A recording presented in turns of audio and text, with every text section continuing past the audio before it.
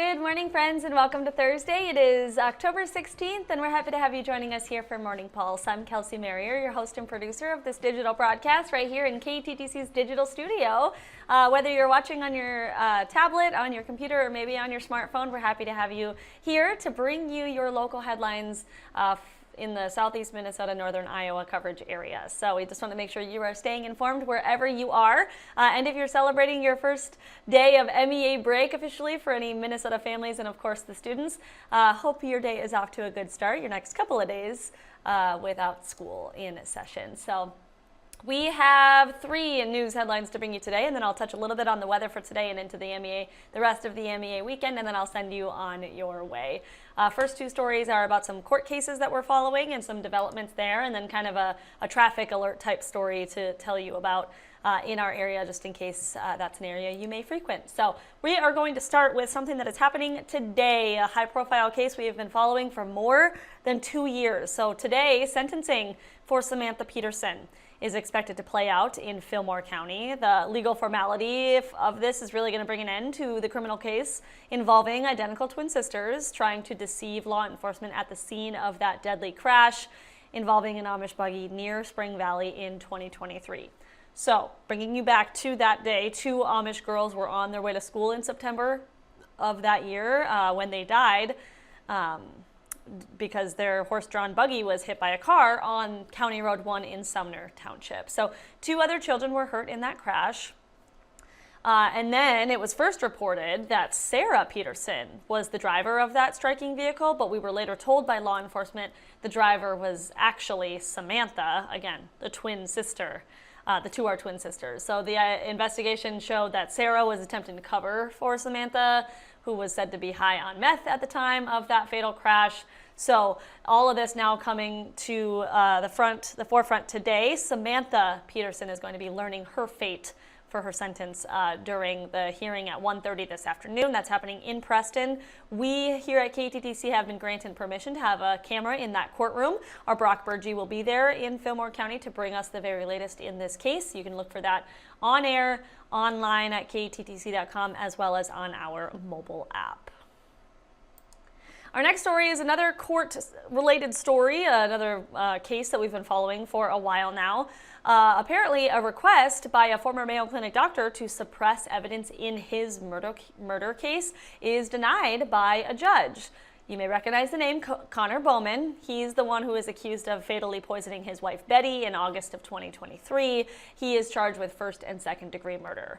So, bringing you up to speed about what's now new in this case, the new things we have learned. Connor's defense team has been working to suppress several pieces of key evidence in this, stating that search warrants were unconstitutional or failed to show a clear connection between the alleged crimes and the items that were sought.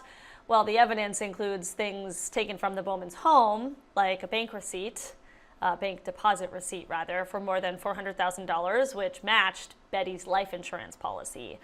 And the court at this time has yet to give any indication on when this case will really be going to trial. However, Connor has been in custody for nearly 2 years after his arrest, which was in October of 2023. So just a little bit of an update in this case. Again, we still don't know when the case is going to be going to trial, but the latest in this continuing story is that a judge has now denied Connor Bowman's request to rid some evidence in his murder case.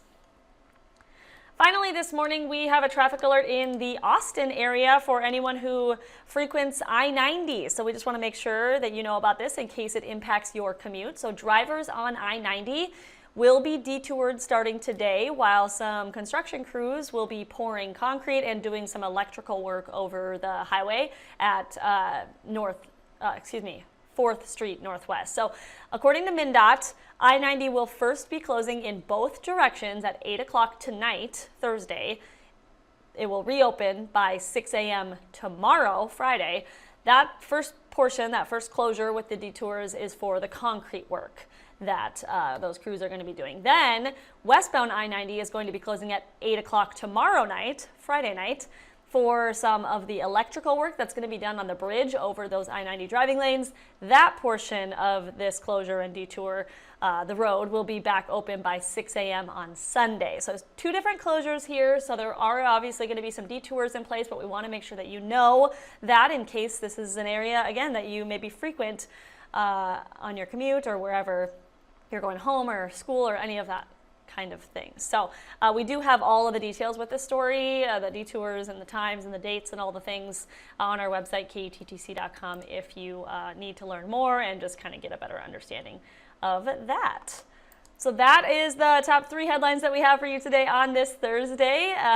In the weather department, we have a little bit of another kind of dreary, little bit of wetness starting our day here, and we might see some more of that throughout the day. However, it will improve. We will see some sunshine for sure by the weekend, and maybe even a little bit by this afternoon. Chief Meteorologist Nick Jansen was in this morning for TED, so he was breaking down his full forecast, which he obviously has updates on his social media pages, our KTTC social media pages, as well as on our website. So if you need to get the weather, you of course can get that anywhere, anytime by going to KTTC. We also have it on a 24/7 weather live stream right after me here on Morning Pulse. The live stream will turn back to our KTTC 24/7 weather stream. So if you need to figure out what the rest of the weather is going to be like, we have all of that for you. All right, that's all that I have on this Thursday. I hope you have a wonderful rest of your day, and I hope you come back and join me tomorrow for Morning Pulse again right here at KTTC.